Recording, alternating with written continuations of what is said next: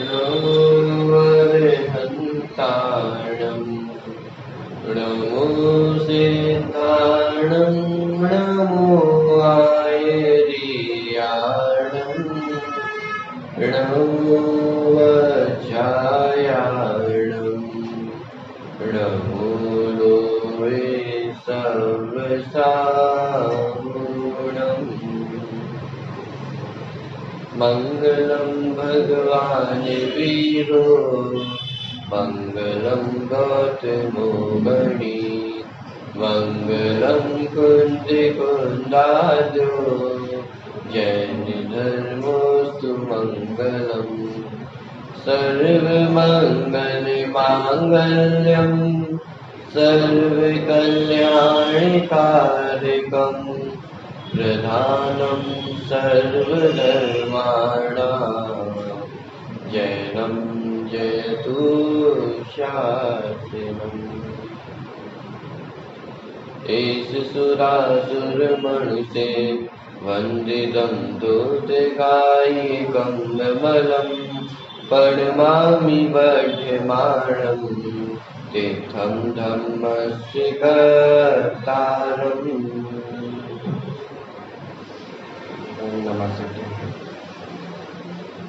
प्रवचन 95 नंबर की गाथा के आधार से द्रव्य गुण पर्याय विषय पर हमारी चर्चा चल रही। विगत 4 दिनों से हमने द्रव्य किसे कहते हैं, कल गुणों के ऊपर थोड़ी हमने चर्चा की थी कि जो द्रव्य वो गुणों से युक्त पाया जाता है और उन गुणों का कैसा स्वरूप है उसकी चर्चा कल हमने थोड़ी की थी। आज उसकी और विशेष चर्चा अपन करेंगे। उससे पहले कुछ होमवर्क आप लोगों को दिया गया था। पूजनों की पंक्तियों से, भक्तियों की पंक्तियों से माने जितना पद्य साहित्य उपलब्ध है उसमें द्रव्य गुण पर्याय हमें कहाँ कहाँ दिखाई देता है वो आपको ढूंढ कर डाला था। कहाँ से शुरू करें?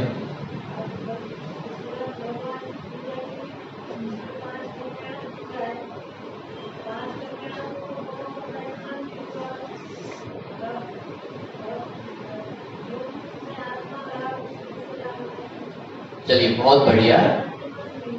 इसको ऐसे व्यक्त कर सकते हैं कि जिनके 5 कल्याणक हुए, गर्भ, जन्म, दीक्षा कल्याणक हुआ, ज्ञान कल्याणक हुआ, मोक्ष कल्याणक हुआ, ये एक ही जीव के थे, यही 5 अलग अलग जीव थे।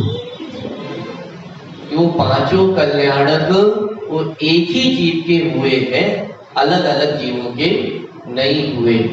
तो जो एक पना है वो द्रव्य और जो उत्पाद है कि जन्म कल्याणक हुआ और चला गया। ऐसा थोड़ा कि जन्म कल्याणक बनता ही रहा है या पहले बनता था, कि उनके होने से पहले नहीं बनता था और अब उनका जन्म कल्याणक हो चुका। हम क्या बनाते हैं फिर कि हम तो मात्र उस दिन को याद करते कि जैसा उनका जीवन था वैसा ही हमारा जीवन हो, लेकिन अब उनका जन्म कल्याणक बार बार बनने वाला नहीं। तो जो पर्याय हुई और चले गए, लेकिन उस पर्याय में रहने वाला जो जीव था वो सदा वैसा का वैसा ही था। चलिए, लेकिन मैं पंक्तियां चाहता हूं कि पूजन की पंक्तियां हम पढ़ते हैं।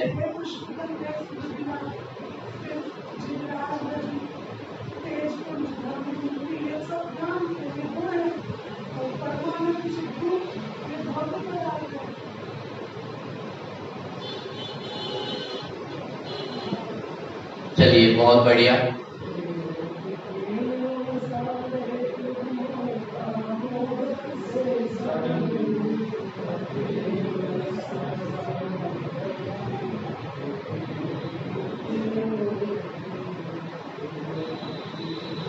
तो इसमें द्रव्य गुण पर्याय हमें ढूंढना है।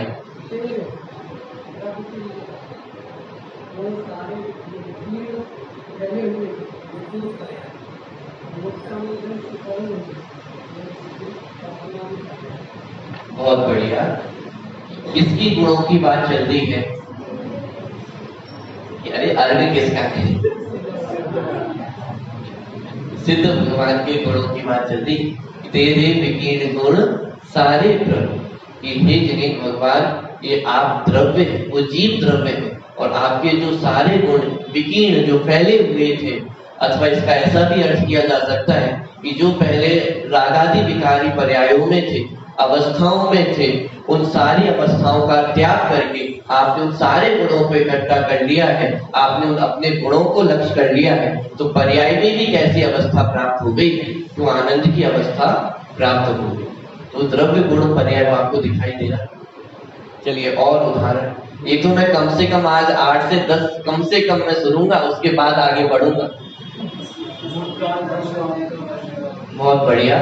भूतकाल प्रभु आपका, वह मेरा वर्तमान, वर्तमान जो आपका, वह भविष्य मम जान। अब इसमें थोड़ा सा बताना भी पड़ेगा द्रव्य गुण पर्याय।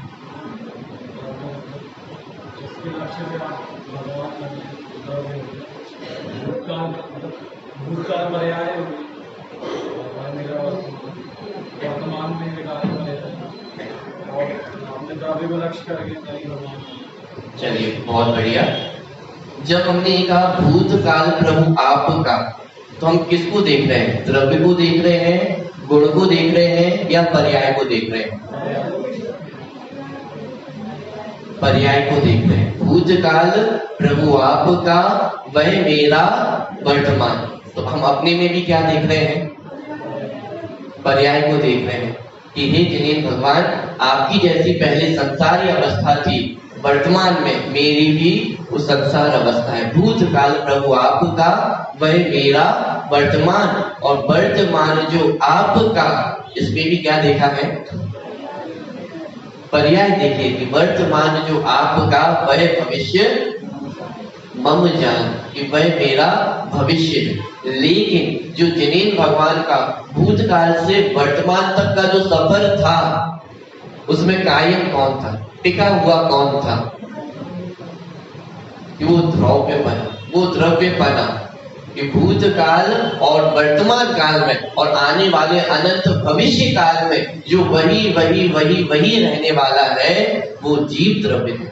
ऐसे ही मेरा वर्तमान भले ही अभी संसारी दिखाई दे रहा हो, लेकिन मेरा भविष्य कैसा है कि वो सिद्ध दशा में जाकर स्थित होने वाला हूँ। कि कौन स्थित होगा? कि जो वर्तमान में संसार दशा में, ये मेरा द्रव्यपना, कि मैं वही हूँ, भूतकाल में भी वही था, वर्तमान में भी वही हूँ, और भविष्य काल में भी वही रहूंगा। चलिए और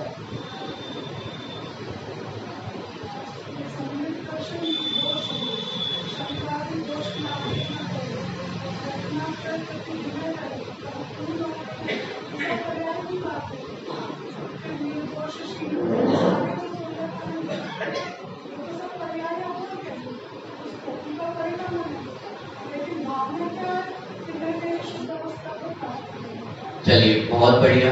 और ये तो सबसे आना चाहिए, विषय आगे नहीं बढ़ेगा जब तक आपसे उदाहरण नहीं मिलेंगे। मनुष्य मुझे समझ में कैसे आएगा कि आपको विषय ख्याल में आ रहा है? णमोकार मंत्र पढ़ते हैं, णमोकार मंत्र में द्रव्यगुण पर्याय,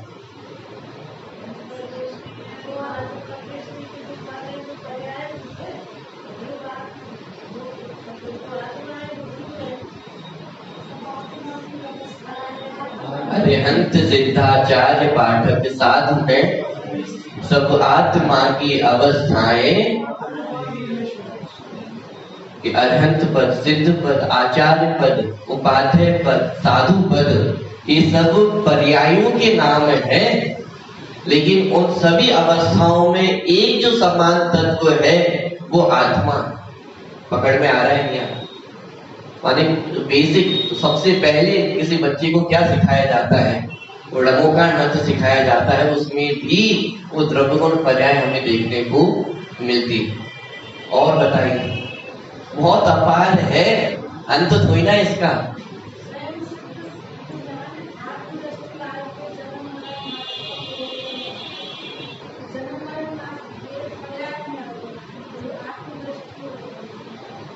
अर्घ बोलते हैं जल का, क्या अर्घ बोलते हैं? जन्म जरा मृत्यु विनाशनाय जलम निर्वापति। वो जन्म जरा मृत्यु क्या है? वो पर्याय है कि जन्म मृत्यु, ये जरा रोग हो जाना, ये सारी अवस्थाएं हैं, ये अवस्थाओं के नाम है। लेकिन इन अवस्थाओं के मध्य में रहने वाला जो चैतन्य द्रव्य है वो वैसा का वैसा ही रहता है। पंचमेरु पूजन की थी आज हम सभी, द्रव्य गुण पर्याय उसमें से।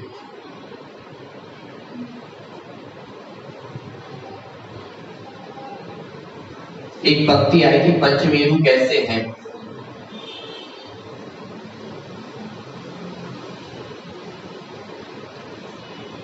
पंचमेरु जग में महान,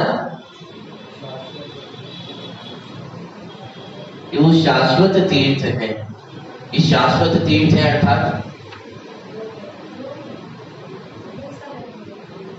ध्रुव है। सम्य शिखर जी कैसा तीर्थ है?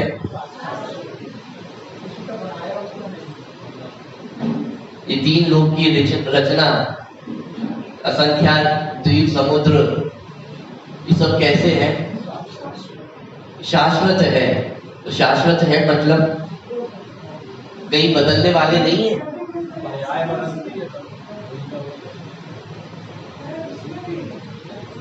ये शाश्वत तीर्थ है, शाश्वत है, लेकिन शाश्वत का मतलब क्या है?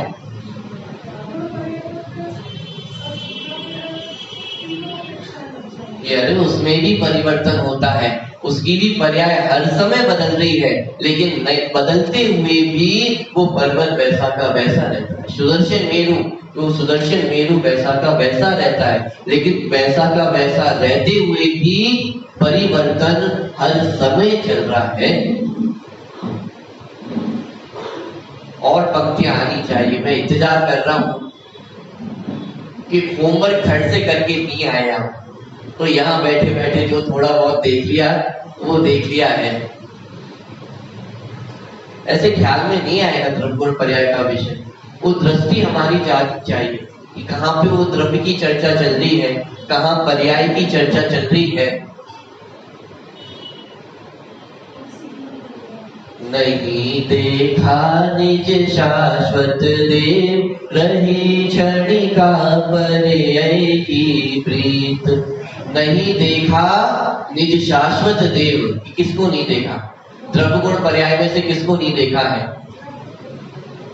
कि द्रव्य को नहीं देखा है, रही क्षणिका पर्याय की प्रीत। ये जो पर्याय है उसकी ही प्रीत रही है।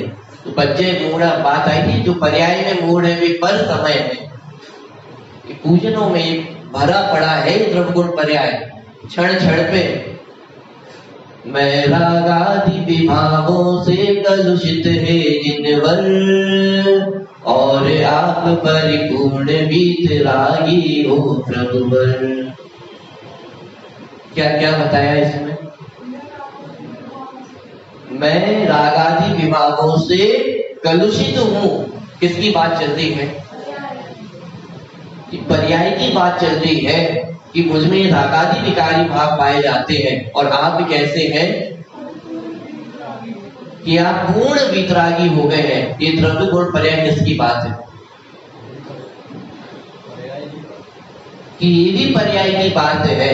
80वीं गाथा में जो बात आई है मिलान करने की, कि अनंत भगवान से अपना मिलान करना है द्रव्य गुण पर्याय। वो मिलान कैसे करेंगे? जब वो द्रव्य गुण पर्याय दिखाई देगा तब तो मिलान कर पाएंगे। क्यों पर्यायों में हम ये देख रहे हैं कि ये जिन्हें आपने पूर्ण वितराग अवस्था को प्राप्त किया है, तो मैं भी वो कैसी अवस्था को प्राप्त करना चाहता हूँ कि वर्तमान में मेरी अवस्था रागादि से कलुषित है, लेकिन मैं भी उस वितराग दशा को प्राप्त कर सकता हूँ।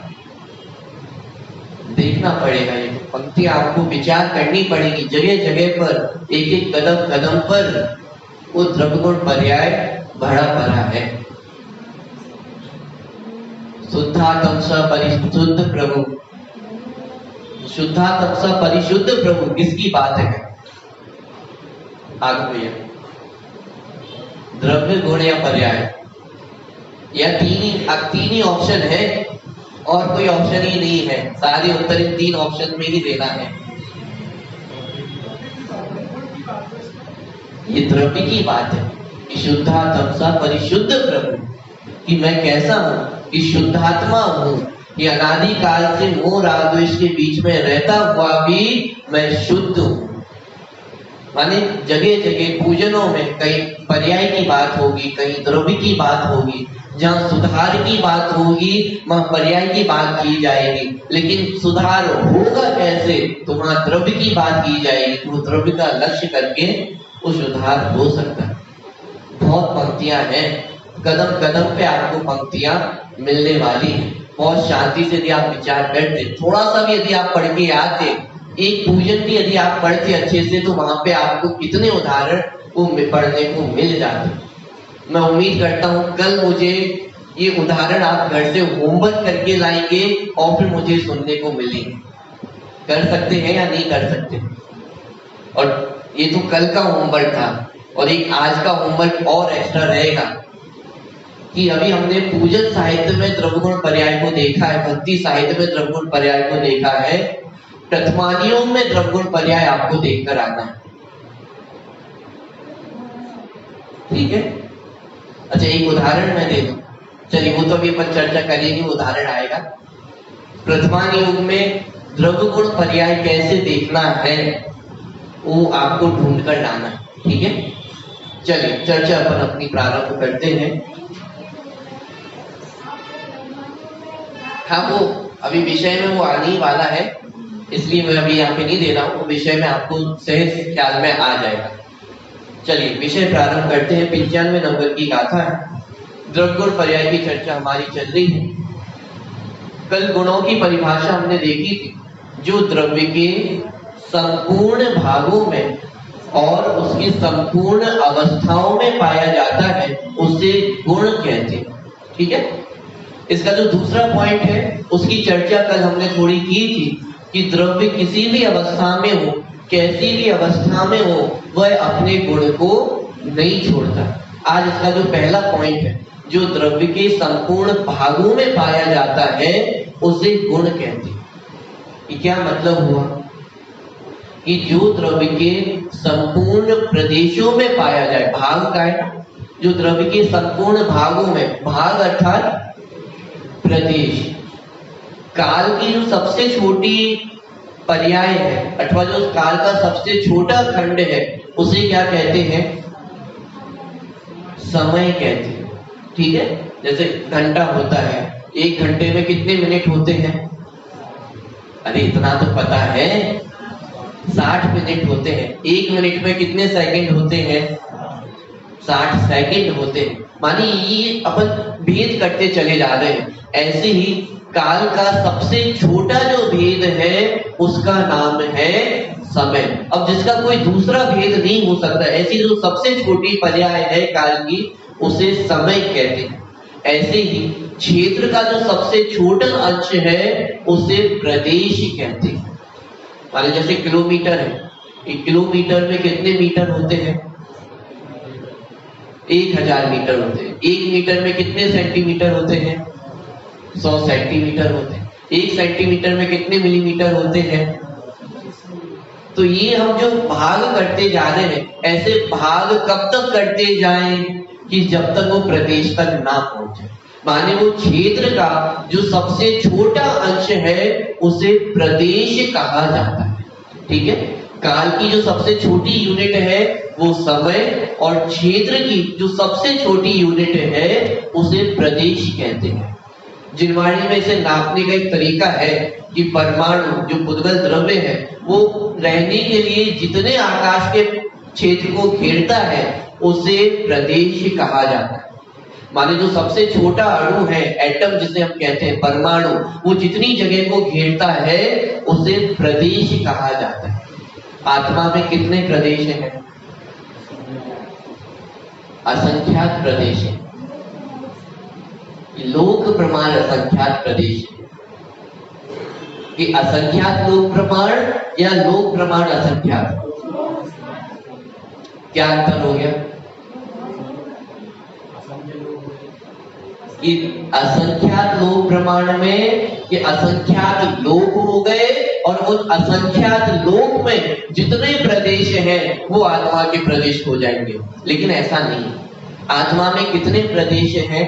कि लोक प्रमाण असंख्यात, माने विश्व में एक ही लोक है और उस लोक में जितने प्रदेश पाए जाते हैं उतने ही प्रदेश आत्मा में पाए जाते हैं। माने आत्मा कितना बड़ा है, आत्मा का विस्तार कितना है, आत्मा का क्षेत्र कितना है कि वो लोक प्रमाण असंख्यात, माने वो आत्मा के प्रदेश यदि फैलते जाए, वो आत्मा को बड़ा किया जाए तो कितना बड़ा हो सकता है कि पूरे लोक के बराबर हो सकता है। तभी होता है केवली समुद्घात के समय ऐसा प्रसंग बनता है कि जब यह जीव पूरे विश्व के बराबर, माने 3 लोक के बराबर हो जाता है। ठीक है, तो आत्मा में कितने प्रदेश हैं? असंख्यात प्रदेश हैं। अब यहाँ पे कह रहे हैं कि जो द्रव्य के संपूर्ण भागों में पाया जाता है उसे गुण कहते हैं। मतलब क्या हुआ कि वह जो गुण है वो आत्मा के प्रत्येक प्रदेश में पाए जाते हैं। आत्मा में असंख्यात प्रदेश है तो ज्ञान गुण आत्मा के उन असंख्यात प्रदेशों में पाया जाता है। तो फिर अकेला आत्मा यदि ज्ञान गुण ही असंख्यात प्रदेशों में हो जाएगा तो फिर बाकी गुणों को कहाँ जगह बचेगी? पूरी जगह तो ज्ञान गुण नहीं ग्रहण करनी है, तो बाकी गुणों को जगह मिलेगी या नहीं मिलेगी? कि ऐसा ही आत्मा का स्वरूप है, ऐसा ही प्रत्येक द्रव्य का स्वरूप है कि वो एक एक प्रदेश में कितने गुण हैं कि अनंत गुण है। ऐसा नहीं है कि वो ज्ञान गुण से ऊपर पाया जाता हो। जगत में कहते हैं ना, कोई अज्ञानी व्यक्ति हो कि तुम्हारी अकल घुटनों में है क्या, कि यहाँ विचार करके देखें वो अकल घुटनों में भी होती है। वो ज्ञान आत्मा के संपूर्ण प्रदेशों में पाया जाता है। अरे ज्ञान ही नहीं, आत्मा के अनंत गुण वो आत्मा के असंख्यात प्रदेशों में पाए जाते हैं। जहाँ ज्ञान गुण है वही दर्शन गुण है, वही चारित्र गुण है, वही सुख गुण है, वही वीर गुण है। अरे आत्मा के अनंत गुण वो एक एक प्रदेश में विद्यमान है। ऊपर से लेकर नीचे तक, सिक से नख तक कहा जाता है कि वहां तक वो आत्मा के प्रदेश है और आत्मा के प्रदेश जहां जहां है वहां वहां आत्मा के अनंत गुण पाए जाते हैं। बात ख्याल में आ रही है या नहीं आ रही? माने ऐसा नहीं कि ज्ञान गुण ऊपर हो, दर्शन गुण आंखों में हो, चारित्र गुण पैरों में हाथों में हो, ऐसा नहीं है। ये आत्मा के संपूर्ण प्रदेशों में पाए जाते हैं। जब आत्मा की बात चल रही है तो बाकी 5 द्रव्यों पे भी घटित कर लेना कि पुद्गल द्रव्य, धर्म, अधर्म, आकाश, काल, इन सभी में वो अनंत गुण पाए जाते हैं और उनके प्रत्येक प्रदेश में, प्रत्येक भाग में वो अनंत गुण पाए जाते हैं। जैसे मिश्री होती है, मिश्री को कहां से चखा जाए कि वो मीठी लगेगी? ऊपर से चखेंगे तो मीठी लगेगी, नीचे से चखेंगे तो, अगल बगल से चखेंगे तो। अच्छा, वो मिश्री सफेद, मिश्री में सफेद पना कहाँ होता है? तो ऊपर नीचे अगल बगल अंदर बाहर कहीं पर भी देखेंगे तो उसमें मिठास पाई जाएगी, उसमें सफेदी पना पाया जाएगा, उसमें वो कठोर पना पाया जाएगा। ये उसके गुण है। तो जो द्रव्य के संपूर्ण भागों में पाया जाए उसे क्या कहते हैं? किसकी परिभाषा चल रही है? गुण की परिभाषा चल रही है कि जो द्रव्य के संपूर्ण भागों में और संपूर्ण अवस्थाओं में पाए जाते हैं उन्हें क्या कहते हैं? कि उन्हें गुण कहते हैं।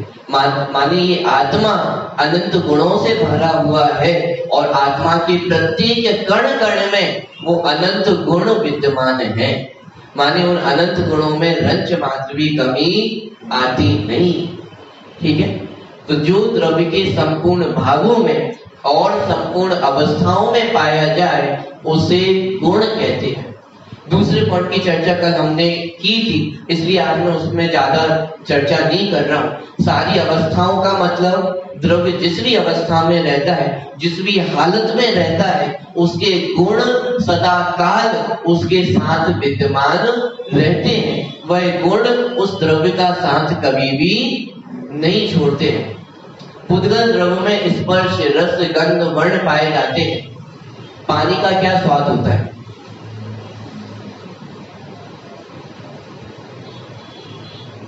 अरे क्या हुआ, एकदम सन्नाटा सा छा गया है।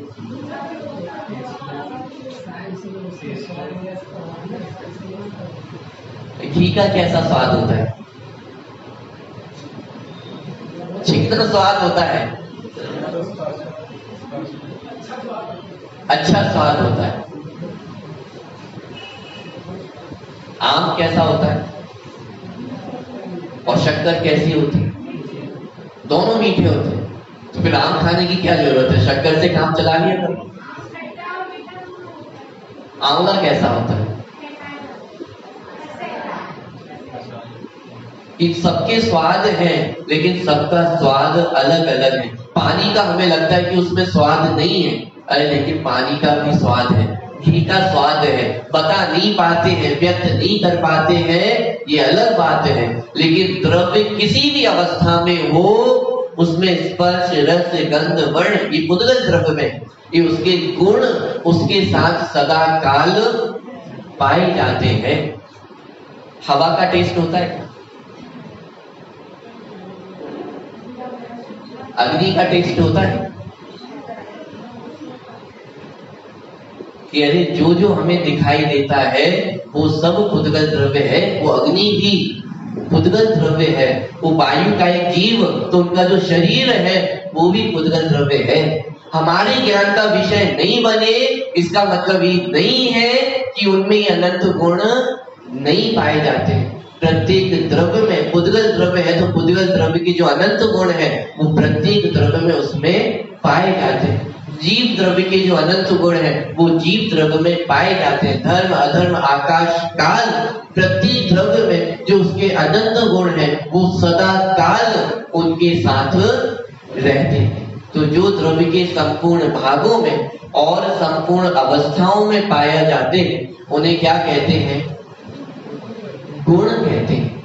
ठीक है, इतना ख्याल में आ रहा है या नहीं आ रहा? इसमें एक विशेष बात जो समझने की है कि जब विश्व की परिभाषा हम समझते हैं तो वहां पर कहा जाता है कि 6 द्रव्यों के समूह को विश्व कहते हैं, और जब द्रव्य की परिभाषा पढ़ते हैं तो वहां पर भी कहा जाता है कि गुणों के समूह को द्रव्य कहते हैं। दोनों ही जगह एक कॉमन शब्द है। कौन सा शब्द है? समूह। तो दोनों जगह जो समूह शब्द है उसका एक ही अर्थ है या अलग अलग अर्थ है? प्रश्न ख्याल में आ रहा है?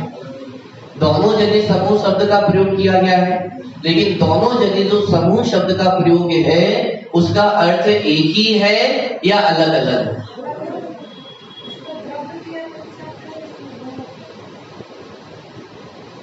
अरे तो समूह तो एक ही होगा ना।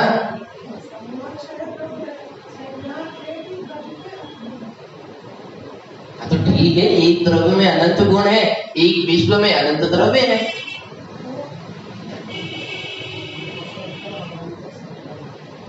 बहुत बढ़िया। महासत्ता, वांतर सत्ता, उसकी चर्चा तो आएगी। सादृश अस्तित्व, स्वरूप अस्तित्व, माने इसको समझने की आवश्यकता है कि जहां 6 द्रव्यों के समूह को विश्व कहा गया है वहां उसका अर्थ कुछ इस प्रकार का है कि जैसे एक बोरी में वो गेहूं भर दिए गए हो, तो उस बोरी में वो गेहूं भर तो दिए गए हैं, लेकिन उसमें एक एक गेहूं की अपनी अलग स्वतंत्र सत्ता है। ये भी वास्तव में देखा जाए तो बहुत स्थूल उदाहरण है। इस विश्व में तो एक द्रव्य आपस में ऐसे मिले हुए हैं कि ऐसा लगता है कि वो आपस में एक में एक हो गए हो। यानी जिस जगह हम रहते हैं उसी जगह अनंत निगोदिया जीव है, उसी जगह अनंत पुद्गल वर्गणाएं है, पुद्गल परमाणु है, उसी जगह धर्म द्रव्य है, अधर्म द्रव्य है, आकाश द्रव्य है, काल द्रव्य है।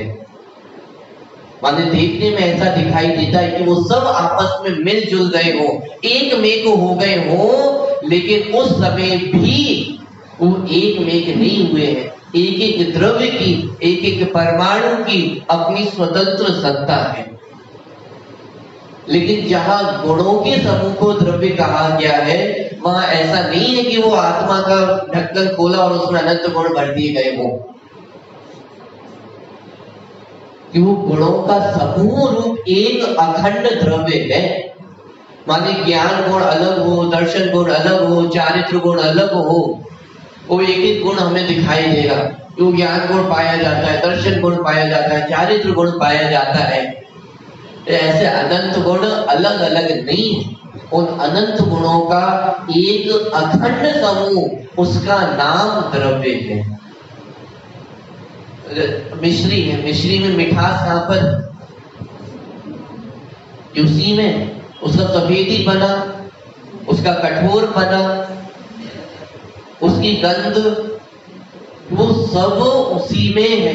अच्छा, तो अलग अलग होगी ना, उसमें से गंध को अलग किया जा सकता है, उसके स्वाद को अलग किया जा सकता है, उसके वर्ण को अलग किया जा सकता है, कि उन सभी का एक अखंड समूह है, वहां पे भेद नहीं है। जैसा अस्तित्व प्रत्येक द्रव्य का भिन्न भिन्न अलग अलग है, वैसा अस्तित्व गुण का अलग अलग नहीं है। क्या समस्या आ जाएगी यदि ऐसा अलग अलग अस्तित्व मानेंगे? इस विश्व में कितने द्रव्य हैं? 6 द्रव्य। अरे 6 प्रकार के द्रव्य हैं। द्रव्य तो कितने हैं? अनंतानंत द्रव्य हैं। तो आत्मा में कितने गुण हैं? अनंत गुण हैं। और यदि एक एक गुण को, एक एक गुण की अलग सत्ता मानी जाए तो कितने द्रव्य हो जाएंगे? कि ज्ञान वाला द्रव्य, चारित्र वाला द्रव्य, सुख वाला द्रव्य, वीर वाला द्रव्य, अरे कितने द्रव्य खड़े हो जाएंगे? अनंत द्रव्य खड़े हो जाएंगे। मैं कैसे कहूंगा? मैं कहूं तो किसको कहूं? कि वो ज्ञान वाले को मैं कहूं, कि वो दर्शन को मैं कहूं, कि वो चारित्र को मैं कहूं, कि मैं सुख को मैं कहूं? किसको मैं कहूं?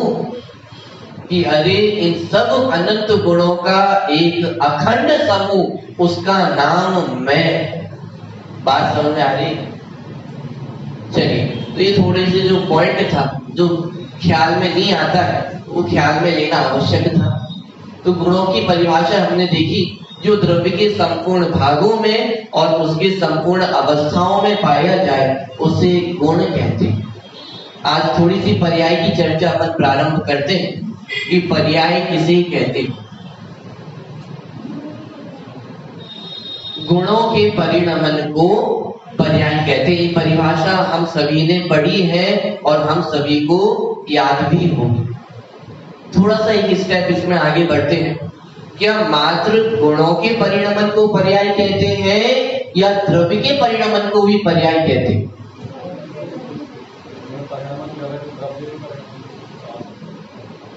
ये विचार करके देखें कि वो जो वस्तु है, वो जो द्रव्य है, उसमें क्या पाया जाता है? वो गुण पाए जाते हैं ना। उन गुणों के अखंड समूह का नाम ही तो द्रव्य है। ऐसा थोड़ी ना कि वो जीव द्रव्य का एक बाहर का वो पार्ट, वो हार्डवेयर अलग हो और फिर उसमें वो कुछ गुण डाल दिए गए वो बाहर से। अरे जो अनंत गुण है, उनका जो एक अखंड समूह है, उसी का नाम क्या है? द्रव्य है। तो जहां गुणों के परिणमन को पर्याय कहा गया है, तो परिणमन किया किसने? वो द्रव्य का ही तो विकार हुआ है, द्रव्य का ही तो परिणमन हुआ है। ये द्रव्य के परिणमन को पर्याय कहते हैं। माने वो गुण जिस हालत में हो, जिस अवस्था में हो, उसे पर्याय कहा जाता है। तो गुणों से बना कौन है? तो द्रव्य ही तो बना है। तो द्रव्य के विकार को, द्रव्य के परिणमन को ही पर्याय कहा जाता है। द्रव्य किस हालत में है, किस अवस्था में है, किस गति में है, इसी का नाम क्या है? पर्याय है। पीछे कुछ गाथाएं द्रव्य गुण पर्याय की चर्चा आचार्य पहले भी करके आए। वहां पे द्रव्य और पर्याय की परिभाषा आई थी। कि जो अन्वय हो उसका नाम द्रव्य और जो व्यतिरेकी हो उसका नाम पर्याय। क्या मतलब? समझ में नहीं आया। देखो, अन्वय का मतलब कि है। क्या है? क्या मतलब हुआ इसका?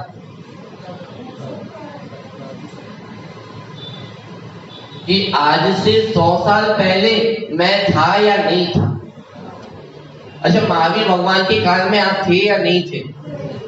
और आदिनाथ भगवान के काल में और पिछली 24वीं में ये तब भी थे। और वर्तमान में आप हैं या नहीं, और भविष्य में आप रहेंगे या नहीं रहेंगे। अच्छा, कौन रहेगा? वो महावीर भगवान के काल में कोई और होगा, वर्तमान में कोई और है, और भविष्य में कोई और होगा। तो महावीर भगवान के काल में भी मैं ही था, वर्तमान में भी मैं ही हूं, और भविष्य में अनंत काल तक भी मैं ही रहने वाला हूं। तो इतनी सारी पर्यायों में, इतने काल में वो जो है पना दिखाई दे रहा है, उसका नाम क्या है? उसका नाम अन्वय, उसका नाम द्रव्य। माने जो वही वो वही का ज्ञान कराने वाला कि वो द्रव्य है। माने जो सामान्य पना हमें दिखाई देता है कि आप सभी कौन है?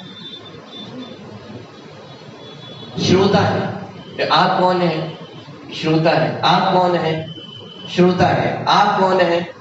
आप कौन है?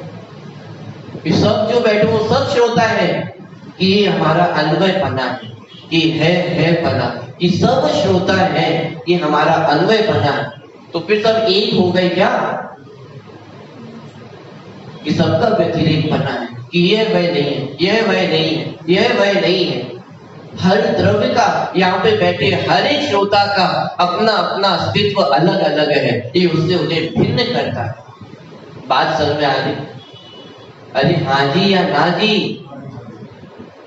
कि जब हम छोटे थे, एक दिन के थे, और फिर आज हम 40, 50, 60, 70 वर्ष के हो गए हैं, कि इतनी बदलती हुई पर्यायों में मैं जो वही का वही था, एक दिन का था तो भी वही था, और आज 60-70 वर्ष का हूं तो भी वही हूं। इसका नाम क्या है? अन्वय है। लेकिन ये एक दिन से लेकर के जो 60 वर्ष तक का सफर है, वो वैसा का वैसा था या हर समय परिवर्तन चल रहा था? कि एक पर्याय वो दूसरी पर्याय से भिन्न थी, जो एक पर्याय थी वो दूसरी पर्याय नहीं थी, जो दूसरी पर्याय थी वो तीसरी पर्याय नहीं थी। हर पर्याय अपने अगले आने वाली पर्याय से भिन्न है, और हर पर्याय अपनी पूर्वी की पर्याय से भिन्न थी। ये वही की वह नहीं थी, ये कुछ अलग है, ये अलग है, ये अलग है। ये जो अलग पना हमें दिखाई दे रहा है, ये जो भेद पना हमें दिखाई दे रहा है, इसका नाम व्यतिरेक है, इसका नाम पर्याय है। बात समझ में आ रही है या नहीं आ रही?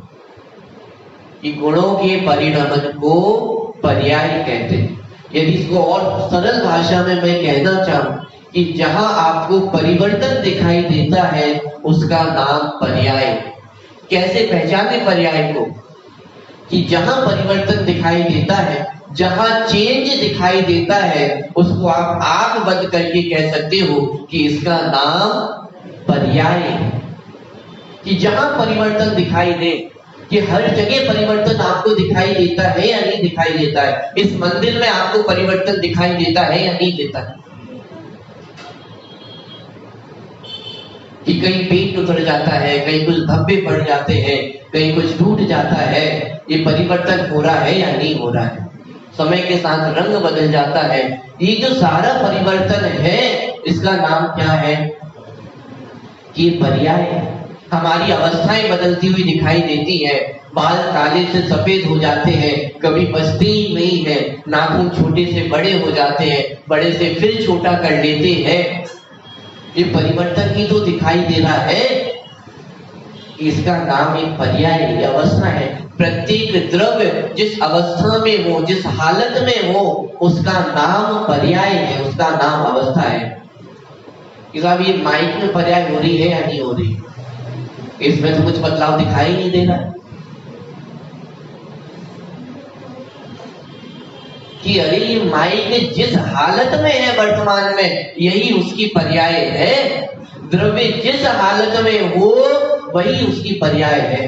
पर्याय माने हालत, दशा, अवस्था, गति, परिणाम, पर्याय, ये सब पर्यायवाची है।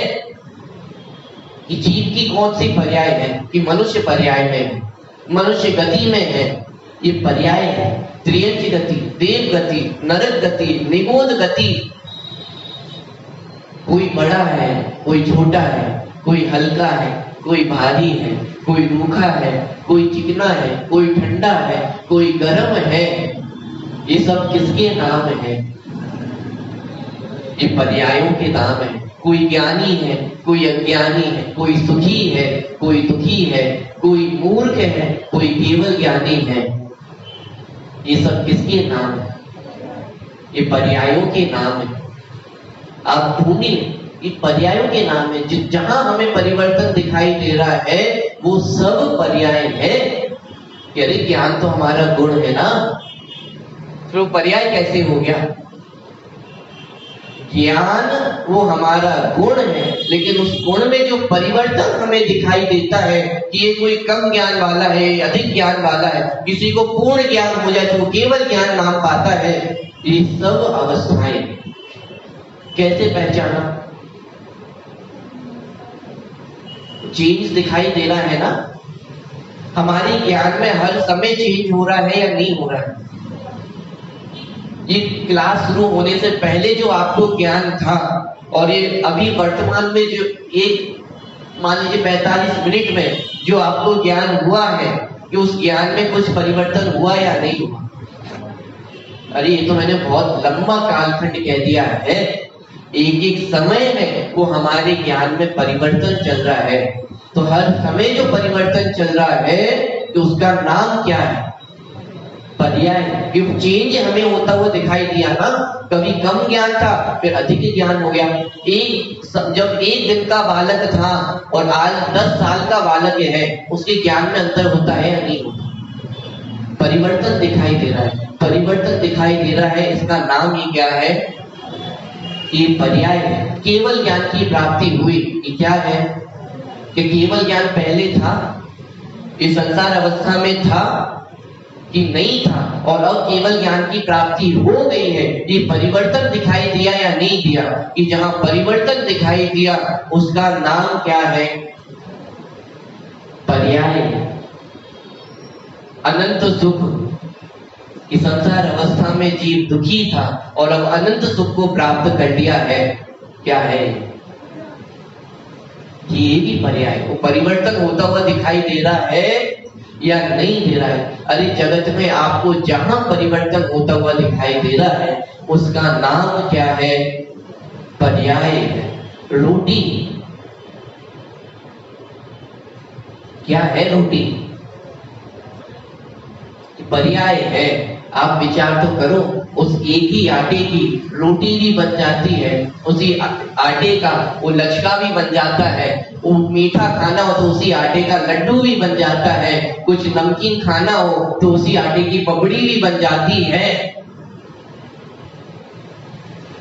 ये सब क्या है? ये जो परिवर्तन हमें दिखाई दे रहा है ये पर्याय है, ये अवस्थाओं का नाम है, ये हालतों का नाम है। वो आटा जिस हालत में पाया जाता है, जिस अवस्था में पाया जाता है, उसका नाम पर्याय है। ख्याल में आ रहा है या नहीं आ रहा? अरे हाँ जी या ना जी? कि मैं अभी जिस हालत में हूं, जिस दशा में हूं, क्या है? छोटे से बड़े हो जाते हैं, बड़े से बूढ़े हो जाते हैं, ये क्या है?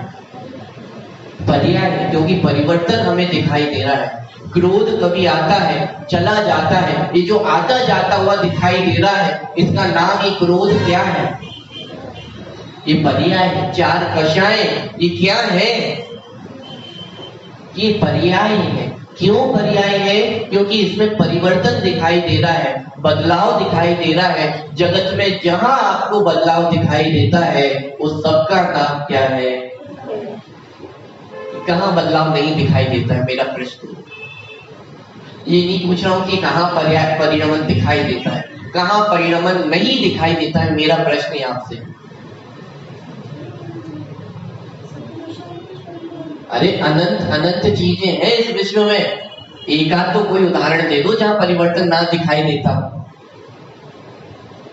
थोड़ा थोड़ा दिमाग तो लगा के देखिए, थोड़ा सोच के तो देखिए, कोई तो ऐसी वस्तु होगी जहां परिवर्तन नहीं होता होगा।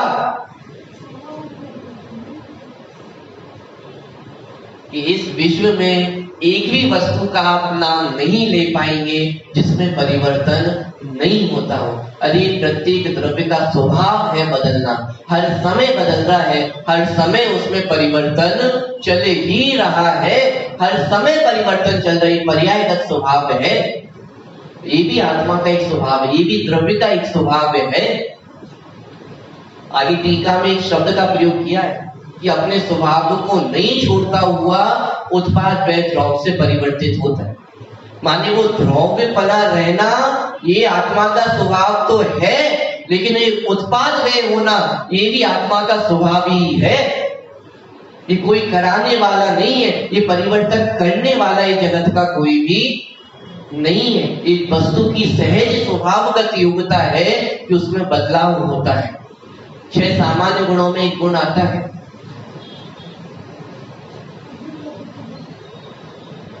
अगुण लघुत्व गुण तो आता है, लेकिन एक और गुण आता है, द्रव्यत्व गुण। माने जिस शक्ति के कारण द्रव्य की अवस्थाएं निरंतर बदलती है। सरल भाषा में कहूं तो जिस शक्ति के कारण द्रव्य में हमेशा चेंजेस होते हैं उसका नाम द्रव्यत्व गुण है। ये द्रव्यत्व गुण वस्तु का अपना गुण है, ये वस्तु का अपना स्वभाव है, ये वस्तु में ऐसी सामर्थ्य है कि वो कभी रुकती नहीं है, उसमें हर समय परिवर्तन चल रहा है। अरे परिवर्तन ना चले तो क्या समस्या हो जाएगी?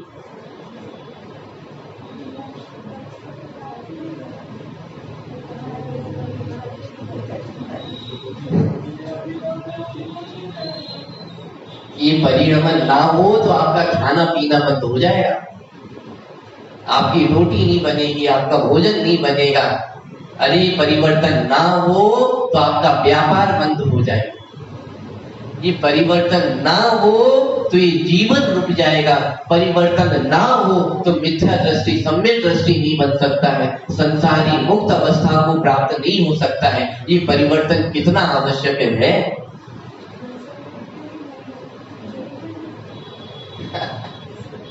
आपके कहने कैसे बनेंगे, उनका परिवर्तन कैसे होगा? विचार करके देखें, ये परिवर्तन कितना आवश्यक है। मानिए परिवर्तन के बिना जगत टिक नहीं सकता है, जगत कायम नहीं रह सकता है। हर द्रव्य हर समय बदल रहा है, हर समय परिवर्तन चल रहा है, यही द्रव्य की सुंदरता है। ये बदलाव में सुंदरता है कि अरे साहब कहाँ सुंदरता है, रागी द्वेषी हो रहे हैं अनादिकाल से, ये द्रव्य की सुंदरता है। ये रागी द्वेषी होने में द्रव्य की सुंदरता है क्या? यदि दृष्टि राग द्वेष पे जाती है तो असुंदरता दिखाई देती है, लेकिन दृष्टि यदि पर्याय पे जाएगी, बहुत बहुत समझ के सुनना इस बात को, ये अभी पर्याय मूड़ा तो पर समय होता है, अज्ञानी होता है, लेकिन विचार करके देखना यदि पर्याय का सम्यक निर्णय हो तो शांति अंदर में आती है कि अरे राग द्वेष की पर्याय तो आने जाने वाली है, ये आई है चले जाएगी, ये पर्याय का स्वभाव है, ये सदा काल टिकने वाली नहीं है। जिसको इस तरह से पर्याय का निर्णय होता है उसको द्रव्य की दृष्टि होती है, ये पर्याय तो आई है और चली जाएगी, मैं तो वैसा का वैसा ही रहने वाला हूं। ये अभी तो पर्याय का भी सम्यक निर्णय कहाँ है? ये पर्याय का भी यदि सम्यक निर्णय हो जाए तो दृष्टि सहज ही ध्रुव की ओर दौड़ती है, दौड़ाना नहीं पड़ता है। लेकिन वो पर्याय का स्वरूप भी तो ख्याल में आए। अभी तो हमें ऐसा लगता है कि पर्याय आती रुक जाती है। ये राग की अवस्था हुई है तो ये राग द्वेष की अवस्था ही बनी रहेगी, इस संसार की अवस्था ही बनी रहेगी। डिप्रेशन में क्यों जाते हैं? कि अरे मैं बहुत बुरा हूं, मुझसे बहुत अपराध हुए हैं, क्या करें, दिन रात प्रवचन सुनते हैं लेकिन फिर भी बुद्धि कैसी हो गई है कि कुछ समझ में ही नहीं आता है। कि अरे चिंता करने की आवश्यकता नहीं है, ये जो परिवर्तन दिखाई दे रहा है ये तो पर्याय है, और इन सभी पर्यायों के बीच में रहने वाला जो द्रव्य है वो तो कुछ और है। जिसको पर्याय का निर्णय होता है उसको द्रव्य का निर्णय होता ही होता है। एक छोटा सा उदाहरण मात्र मैं देता हूं। अनित्य भावना किसे कहते हैं? अरे कोई रॉकेट साइंस का प्रश्न थोड़ी ना पूछा है। अनित्य भावना किसे कहते हैं?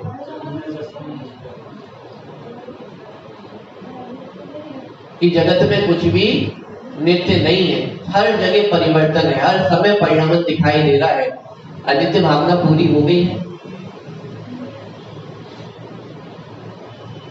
कौन पूरी कर सकता है अनित्य भावना को? कि सब कुछ जगत में अनित्य है, इतनी अनित्य भावना नहीं है। ये सारा जगत अनित्य है लेकिन एक शुद्धात्मा नित्य है। अब अनित्य भावना पूरी हुई है। अशरण भावना को पूरी करो।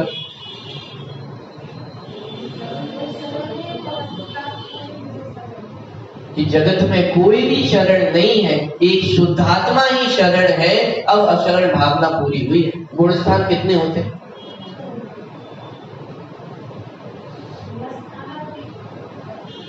गुण स्थानों को पूरा करो। कि अरे गुण स्थान 14 नहीं होते हैं, 14 गुण स्थान तक जीवों की अवस्था नहीं है। उन गुण स्थानों से पार एक शुद्धात्मा है जो गुण स्थानातीत है। अब गुण स्थान पूरे हुए। मागड़ा स्थान कितने होते? ये उत्तर इतना सीधा सीधा थोड़ी ना आएगा कि 14 मागड़ा स्थान होते। कि एक एक मागड़ा में जब हम पढ़ते हैं ना, ज्ञान मागड़ा, तो 5 ज्ञान की चर्चा होती है, लेकिन उस 5 ज्ञान से पार एक जो सहज ज्ञायक स्वभाव है कि उसकी चर्चा के बिना वो ज्ञान मार्गणा पूरी नहीं होती। गति मार्गणा, कितनी गतियां होती हैं?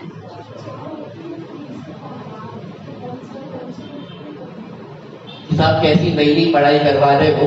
गुण स्थान 14 नहीं है, मार्गणा स्थान 14 नहीं है। गतियां कितनी होती हैं? कि अरे 4 नहीं होती है। कितनी होती है? ये तो हम बोलते हैं ना कि चारों गतियों को छोड़ करके पंचम गति को प्राप्त करें, इसी मंगल भावना से आज की वाणी को पूर्ण कर दें। तो बोलते हैं या नहीं बोलते?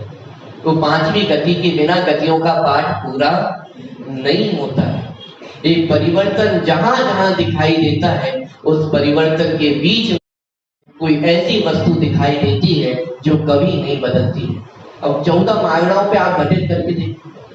गति मार्गणा, काय मार्गणा, ज्ञान मार्गणा, दर्शन, लेस्या, भव्यत्व, सम्यत्व, संगी, आहार, सारी मार्गणाओं पे घटित करके देखो, आपको वहां पर्याय दिखाई देगी और पर्यायों के बीच में नहीं बदलने वाला तत्व दिखाई देगा, वो द्रव्य दिखाई देगा। ऐसे अध्ययन करना पड़ेगा शास्त्रों का, तो वो द्रव्य गुण पर्याय ख्याल में आएगी। वो 12 भावनाएं वो तब समझ में आएगी।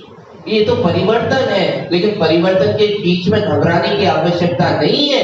कोई एक नित्य वस्तु है, ये सब कुछ बदल जाएगा, सब कुछ बदल जाएगा। अरे सब कुछ बदलते हुए भी कुछ नहीं बदलने वाला है। निर्विकल्प हो जाओ, निश्चिंत हो। बात ख्याल में आनी। कल जो आप लोगों का होमवर्क है, प्रथमानुयोग से आपको द्रव्य गुण पर्याय ढूंढ कर लाना है। मैं आपको हिंट भर दे देता हूं तो आप वो समझ जाएंगे। महावीर भगवान का जीव आदिनाथ भगवान के काल में कौन सी पर्याय में था? मारीची की पर्याय में था। सम्यक दृष्टि था या मिथ्या दृष्टि था? ज्ञानी था कि अज्ञानी था? सुखी था कि दुखी था? मनुष्य था कि नारकी था? ख्याल में आ रही? ये जो सारे प्रश्न मैंने पूछे हैं, ये किस चीज के प्रश्न हैं? क्या दिखाई दे रही है इसमें? पर्याय दिखाई दे रही है। वही जीव शेर की पर्याय में उत्पन्न हुआ। कौन उत्पन्न हुआ? वही जीव उत्पन्न हुआ। और शेर की पर्याय में मनुष्य है कि त्रियंचे? मुनिराजों के समागम से पहले मिथ्या दृष्टि था या सम्यक दृष्टि था? शाकाहारी था या मांसाहारी था? जब मुनिराजों का समागम प्राप्त हुआ, सम्यक दृष्टि हुआ या मिथ्या दृष्टि था? ज्ञानी था या अज्ञानी था? अब वही जीव आगे चलकर के महावीर भगवान की पर्याय को प्राप्त होता है। उस समय में मनुष्य है कि त्रियंच है, कि मनुष्य है, ज्ञानी है कि अज्ञानी, सम्यक दृष्टि है या मिथ्या दृष्टि है, सुखी है या दुखी है, पूर्ण अवस्था को प्राप्त है या अपूर्ण अवस्था को प्राप्त है। थोड़ा सा पॉइंट बदल दिया है, अपूर्ण अवस्था को प्राप्त है। जब उन्होंने सिद्ध दशा प्राप्त की तो वे पूर्ण अवस्था को प्राप्त है या अपूर्ण अवस्था को प्राप्त है? पूरी कहानी समझ में आ गई है कि कैसे वो द्रव्य गुण पर्याय को देखना है। ये तो एक छोटा सा हिंट मैंने आप लोगों को दिया है, लेकिन बहुत अच्छे से आप विचार करके देखेंगे तो इसका भी विचार करना कि कौन किसका कर सकता है। क्या एक द्रव्य दूसरे द्रव्य का कुछ कर सकता है? क्या एक द्रव्य दूसरे द्रव्य की पर्यायों में कुछ कर सकता है? इस अपेक्षा से भी आप विचार करके देखना। मैं हिंट आपको दे देता हूं, क्या आदिनाथ भगवान उस मारीची के जीव को सम्यक दृष्टि बना पाए थे?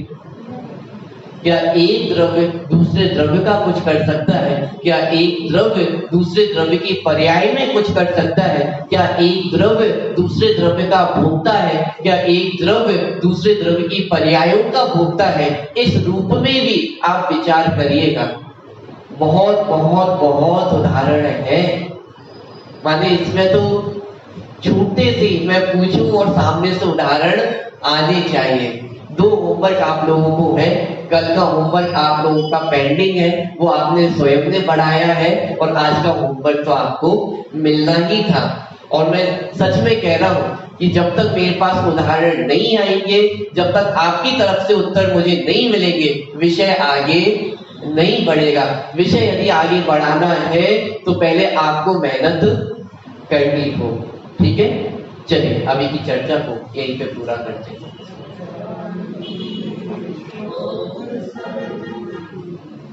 Thank you.